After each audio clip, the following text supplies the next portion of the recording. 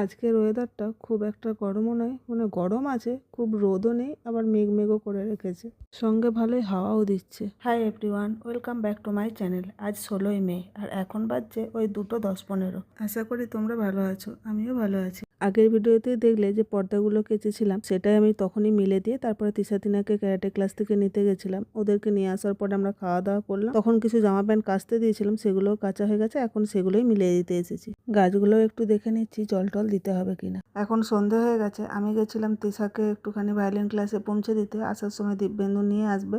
আর ফিরে এসে যে দেখো জামা কাপড়গুলো ওখানে পড়ে আছে, ওগুলো আগেই বিকালে তুলে রেখে গেছিলাম ছাদে, যেগুলো সব দেওয়া ছিল। তার মধ্যে কিছু ভেজাও আছে, সেগুলো সব পরে মিলবো। আর ততক্ষণ চলো আগে আমি ভাতটা বসিয়ে দিই, ততক্ষণ রান্নাটা হতে থাক আর আমি বাকি কাজগুলো করে নিই। জামা কাপড়গুলো গোছাতে হবে। তো আজকে সেরকম কিছু করব না ভেবেছি, একটুখানি তরকারি আছে, মানে মাছের ঝোল বানানো আছে, শুধু একটু আলু সেদ্ধ করে নিচ্ছি, ওটাই ভাতের মধ্যে দিয়ে দিলাম আলুটাকে চুলে। চলো তিশাতিনাদের এই বইয়ের টেবিলটা দেখো কত নোংরা করে রেখেছে। আজকেই ওদের ছুটি পড়েছে, মানে আজকে না সরি কালকে ওদের ছুটি পড়েছে। তো সেই থেকে ওই যে সকালে টিউশন ক্লাস হয়েছে, তখন ওই বইগুলো নিচেই রেখে দিয়েছে। আমি আসলাম একটু টেবিলটা গুছিয়ে দিই। তো তা করতে করতে আবার ওইদিকে দেখলাম ভাতে ফ্যান পড়ছে। তো একবার গেলাম ভাতের ফ্যানটার মানে হাঁড়িটা ঢাকাটা খুলে দিতে, আবার এসে বাকি যা বই খাতাগুলো আছে এগুলো সব গুছিয়ে নেবো। এই যে দেখো সব গোছানো কমপ্লিট, লাইট অফ করে দিয়ে চলে আসলাম এখানে জামা কাপড়গুলো গোছাতে। জামা কাপড় যেগুলো শুকনো আছে এগুলো গুছিয়ে আলনায় রেখে দেবো, আর পর্দাগুলোও সব লাগিয়ে দেবো। কাল যেহেতু সানডে ছিল তাই ধীরে সুস্থে করা যেত, কিন্তু আজকে এত তাড়াতাড়ি সব কাজ গুছিয়ে নিতে হবে রাতের মধ্যে, কারণ কালকে আমাদের একটু বেরোনার আছে। তাও আবার ভোর